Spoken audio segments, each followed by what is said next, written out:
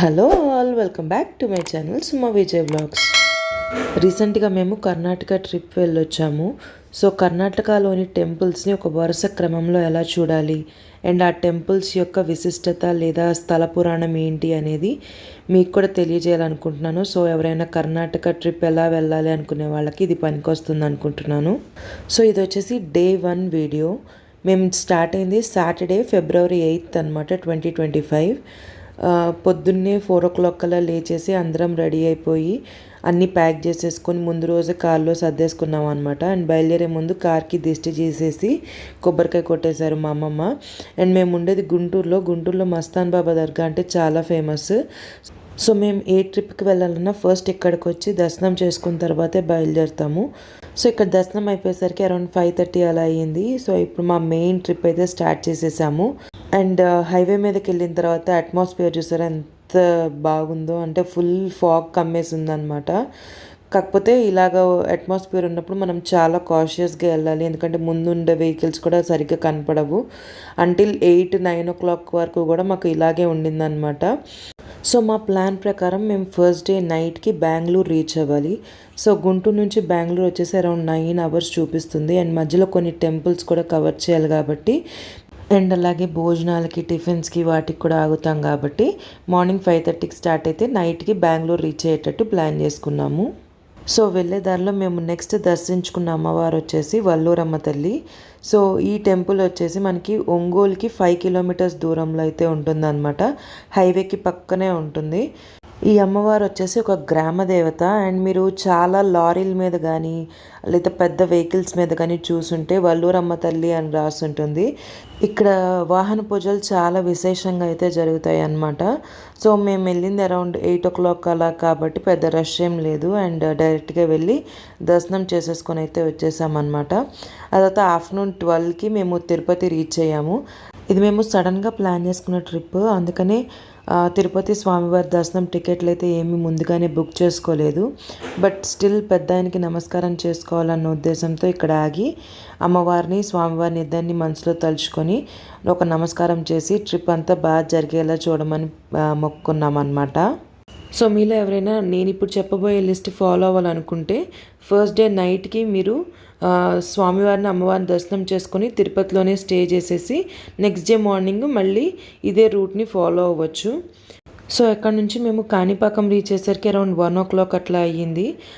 Temple అయితే close ఉంటుందన్నమాట, break. So అందుకని చెప్పి మేము ఇంటి నుంచి ప్రిపేర్ చేసుకొని వచ్చాం ఫుడ్, అది తినేద్దామని చెప్పేసి కాణిపాకం సబ్వేలో అయితే లంచ్ని కంప్లీట్ చేసేసుకున్నాము. అండ్ అక్కడే ఒక మదర్ డాగ్ అయితే కనిపించింది, దానికి కూడా కొంచెం ఫుడ్ పెట్టాము మేము తీసుకెళ్ళిన దానిలో నుంచి. ఆ తర్వాత మళ్ళీ అన్నీ ప్యాక్ చేసేసుకొని స్వామివారి దర్శనం కూడా కంప్లీట్ చేసేసుకున్నాము. సో ఆ తర్వాత అరౌండ్ 3 o'clock ఆ టైంకి మేము కర్ణాటకలోకి ఎంటర్ అయిపోయాము. అండ్ ఫస్ట్ మాకు కనిపించిన ఊరు వచ్చేసి ముల్బగల్ అనమాట. సో మన సైడ్ ఈ ముల్బగల్ దోశ చాలా ఫేమస్ కదా, అక్కడ కూడా నేను ఈ హోటల్ చూశాను. సో అది మీకు చూపిద్దాం అనుకొని ఈ వీడియో క్యాప్చర్ చేశాను అనమాట. అండ్ ఈవినింగ్ అరౌండ్ 4:30 ఆ టైంకి మేము వెళ్ళాల్సిన ఫస్ట్ టెంపుల్ కర్ణాటకలో అయితే రీచ్ అయ్యాము. అది వచ్చేసి కోటిలింగేశ్వర టెంపుల్ వచ్చేసి కర్ణాటకలోని కోలార్ డిస్ట్రిక్ట్ కమ్మసంద్ర అనే ఊర్లో ఉంది. ఈ కమ్మసంద్ర అనే విలేజ్ని పూర్వం ధర్మస్థలి అని పిలిచేవారు అనమాట. సో చాలామంది ధర్మస్థలకి అండ్ ఈ కోటిలింగేశ్వరకి కన్ఫ్యూజ్ అవుతూ ఉంటారు. ఈవెన్ మా మదర్ కూడా ఎప్పుడు నన్ను అడిగినా కూడా నన్ను ధర్మస్థలి తీసుకెళ్ళు అని అంటూ ఉంటారు. కానీ కర్ణాటకలో ఇంకో ధర్మస్థల కూడా ఉంది. సో అది వేరు అండ్ ఈ కోటిలింగేశ్వర వేరు అనమాట. లోపలికి ఎంటర్ అవుతూనే మనకి పార్కింగ్ టోల్ అయితే కట్టించుకున్నారు అనమాట. అండ్ కొంచెం ముందుకు వచ్చిన తర్వాత పెయిడ్ చెప్పుల స్టాండ్ అయితే ఉంది. సో మనం అక్కడ చెప్పులు పెట్టేసుకోవచ్చు. అండ్ దెన్ కొంచెం ముందుకు వెళ్ళిన తర్వాత దీపాలు అండ్ అభిషేకానికి సంబంధించి అమ్ముతున్నారు అనమాట. సో లోపల మనం ఏదైనా లింగానికి అభిషేకం కానీ లేకపోతే మెయిన్ మంజునాథ గుడిలోకి మనము ఏదైనా దీపాలు కానీ ప్రమిదలు కానీ తీసుకెళ్ళి అక్కడ మన పూజ మనం చేసుకోవచ్చు అనమాట. సో అవన్నీ అక్కడ ఉన్నాయి షాప్స్. అక్కడ నుంచి ఇంకా కొంచెం ముందుకెళ్తే మనకి ఎంట్రీ వే ఉంటుందన్నమాట. డేలో కొంత టైం వరకే మనకి ఫ్రీ ఎంట్రీ ఉంటుంది. మార్నింగ్ ఒక 2 hours, ఈవినింగ్ ఒక 2 hours. మిగతా టైం స్లాట్స్ అంతా మనము టికెట్ తీసుకోవాలన్నమాట. పర్ హెడ్ 20 rupees అలా ఛార్జ్ చేశారు. సో ఆ టైమింగ్స్ ఫ్రీ దర్శనంవి కూడా నేను ఇక్కడ యాడ్ చేస్తున్నాను. మేము వెళ్ళిన టైంలో అయితే ఫ్రీ దర్శనం లేదు, సో మేము టికెట్ తీసుకొనే వెళ్ళామన్నమాట. ఇక ఆలయ విశేషాలకు వస్తే ఈ ఆలయంలోని ప్రధాన దైవం శివుడు. ప్రపంచంలో ఉన్న అతి ఎత్తైన శివలింగాలలో ఇక్కడ ఉన్న 108 అడుగుల భారీ శివలింగం కూడా ఒకటి. అలాగే ఇక్కడున్న 32 అడుగుల అతిపెద్ద బసవన్న విగ్రహం కూడా ప్రపంచంలో ఉన్న అతిపెద్ద నందులలో ఒకటి. స్థల పురాణం ప్రకారం కమ్మసాంద్ర గ్రామంలో 788-827 సంవత్సరాల మధ్యలో మంజునాథ శర్మ అని ఒక భక్తుడు ఉండేవాడు. మంజునాథ శర్మ ధర్మస్థలిలోని శైవ బ్రాహ్మణ కుటుంబంలో జన్మించి మంచి స్వభావాన్ని కలిగి ఉండేవారు. కానీ ఆయన పరమ నాస్తికుడు. ఈ మంజునాథ శర్మ చిన్నప్పటి నుంచి శివుణ్ణి అవమానిస్తూ దూషిస్తూ ఉండేవారు. కొన్ని రోజులకు అతను తన తప్పుని తెలుసుకొని ఆ శివుని యొక్క దైవత్వాన్ని గ్రహించి పరమశివునికి గొప్ప భక్తుడయ్యాడు. ఒకరోజు పరివర్తన చెందిన భక్త మంజునాథుడు అతని కుటుంబంతో కలిసి శివుని దర్శనార్థం వెళితే ఆ ఆలయంలో దీపాలన్నీ ఆరిపోయాయి. దానికి కారణం మంజునాథుడే అని అక్కడ ఉన్న వారందరూ తిట్టారు. అప్పుడు రాష్ట్రకూట రాజవంశానికి చెందిన మహారాజు అయిన అంబికేశ్వర వర్మ అక్కడికి వచ్చి ప్రతి దీపం మళ్ళీ ప్రకాశించేలా చేసి తన నిర్దోషిత్వాన్ని నిరూపించుకోమని అన్నాడట. అప్పుడు మంజునాథుడు వ్యాస మహర్షి స్వరపంచిన మహాప్రాణద్వీపం అనే భక్తి గీతాన్ని పాడగానే మునిపన్నడూ లేనంతగా ప్రకాశవంతంగా ఆ దీపాలన్నీ వాటంతట అవే వెలిగాయట. అతను తన జీవితకాలంలో శివుడిని 1,000,000 సార్లు అవమానించాడని నమ్ముతారు. అందువల్ల భక్త మంజునాథుడు మహారాజు అంబికేశ్వర వర్మ ఆధ్వర్యంలో అతని కుటుంబ సభ్యుల సహాయంతో తన పూర్వ పాపాలు వదిలించుకోవడానికి 1,000,000 లింగాలను సృష్టించి వాటిని ఇక్కడ ప్రతిష్ఠించాడు. కాబట్టి ఈ ప్రాంతానికి లేదా ఈ ఆలయానికి కోటిలింగేశ్వర అని పేరు వచ్చిందట. ఈ శివలింగాల ప్రతిష్టాపన అంతా భక్త మంజునాథ సమయంలో జరిగినప్పటికీ ప్రధాన ఆలయ నిర్మాణం మాత్రం 1980లో స్వామి సాంబశివమూర్తి గారి ఆధ్వర్యంలో నిర్మించబడింది. దానితో పాటు ఇక్కడ ఒక గెస్ట్ హౌస్, కళ్యాణ మండపం, ధ్యానం చేసుకోవడానికి హాల్, ఒక బృందావనం, ఆలయానికి అనుబంధంగా ఒక ప్రదర్శన కేంద్రం కూడా ఉన్నాయి. ఆలయ ప్రధాన ఆకర్షణగా ఉన్నటువంటి 108 అడుగుల శివలింగం, 32 అడుగుల బసవన్నతో పాటు దాని చుట్టూ 15 ఎకరాల విస్తీర్ణంలో లక్షల కొద్దీ చిన్న శివలింగాలు ఉన్నాయి.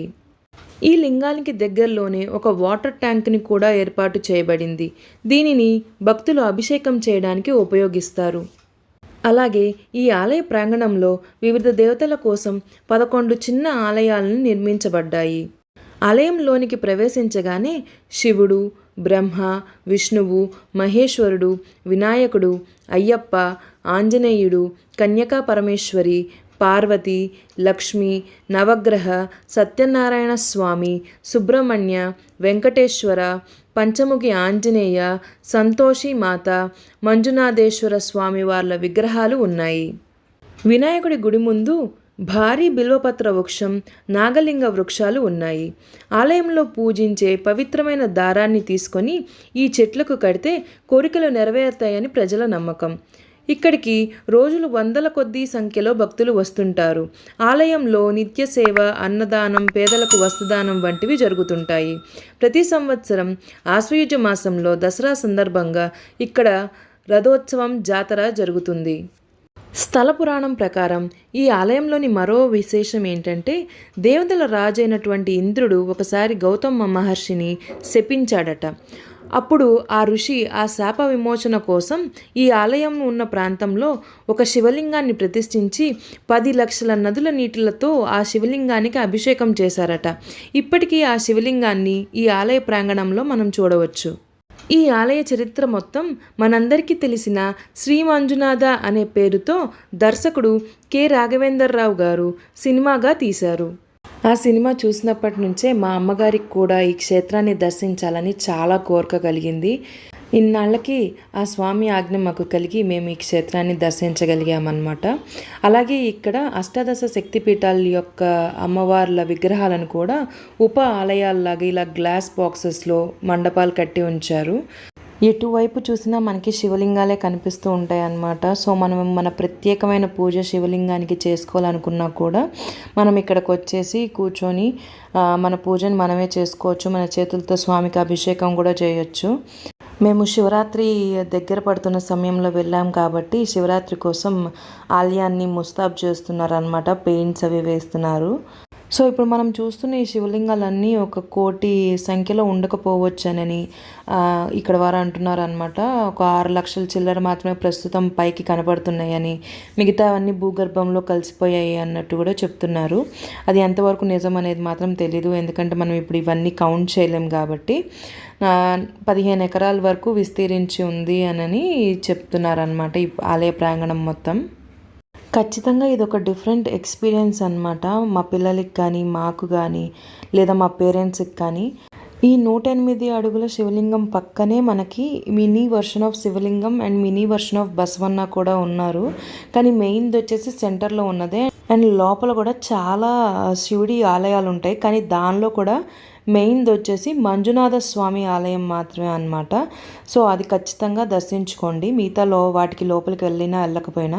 సో ఎవరైనా ఈ టెంపుల్ని విజిట్ చేస్తున్నారు అంటే కొంచెం ఎక్కువ టైం తీసుకొని వెళ్ళండి, ఒక 1 డే, హాఫ్ డే అలాగా. అప్పుడు మీకు ఏంటంటే చాలా ఎక్కువసేపు అక్కడ గడిపిన ఫీలింగ్ ఉంటుంది అండ్ చాలా బాగుంటుంది. అండ్ మీ పర్సనల్ పూజలు అవి కూడా మీరు ప్రశాంతంగా ఎంతసేపు కావాలన్నా కూడా ఆ ప్రాంగణంలో కూర్చొని చేసుకోవచ్చు అనమాట. సో మేమైతే మొత్తం తిరిగి చూసేసాము. ఇప్పుడైతే ఎగ్జిట్ అయిపోయి కొంచెం అక్కడ షాపింగ్ అది ఉందన్నమాట. పెద్దగా ఏం షాప్ చేయలేదు, ఎందుకంటే ఇప్పుడే మేము కార్ని లోడ్ చేసేస్తే మళ్ళీ నెక్స్ట్ వెళ్ళే ప్లేసెస్లో ఏం కొనలేమని చెప్పేసి. అండ్ అక్కడ ఒక చాట్ షాప్ ఉంది, అక్కడే మేము కొంచెం తినేసామన్నమాట. పిల్లలు ఆకలేస్తుంది అని అన్నారు. తినేసిన తర్వాత ఇంక అక్కడ నుంచి బెంగళూరు 2.5 hours జర్నీ అయితే ఉంటుంది. సో డైరెక్ట్గా ఇంకా మన బెంగళూరు ట్రాఫిక్ గురించి తెలిసిందే కదా, అదంతా పాస్ చేసుకొని రూమ్కి అయితే వెళ్ళిపోయామన్నమాట. వెళ్ళే దారిలో మధ్యలో ఒక సన్సెట్ వ్యూ అయితే కనిపించింది, అది కూడా నేను మీకు ఇక్కడ చూపిస్తాను. సో ఇవాళ వచ్చేసి మా అకామిడేషన్ మేము బెంగళూరు సిటీ లోపలే తీసుకున్నాం అనమాట. రేపు మార్నింగ్ బెంగళూరుని ఎక్స్ప్లోర్ చేస్తాము. సో అక్కడికి ఏదైతే ఫస్ట్ ప్లేస్ మేము వెళ్ళాలనుకున్నదో దానికి దగ్గరలోనే రూమ్ అయితే తీసేసుకున్నాం అనమాట. అండ్ ఫుడ్ కూడా మార్నింగ్ తీసుకొచ్చిందే కొంచెం ఉంటే అదే తినేసి అడ్జస్ట్ అయిపోయామన్నమాట. సో ఇది మా డే 1 వీడియో. ఈ వీడియో కనుక మీకు నచ్చినట్టయితే please like, share and subscribe. Next వీడియోలో మళ్ళీ కలుద్దాం. Until then this is Suma Vijay signing off. Bye.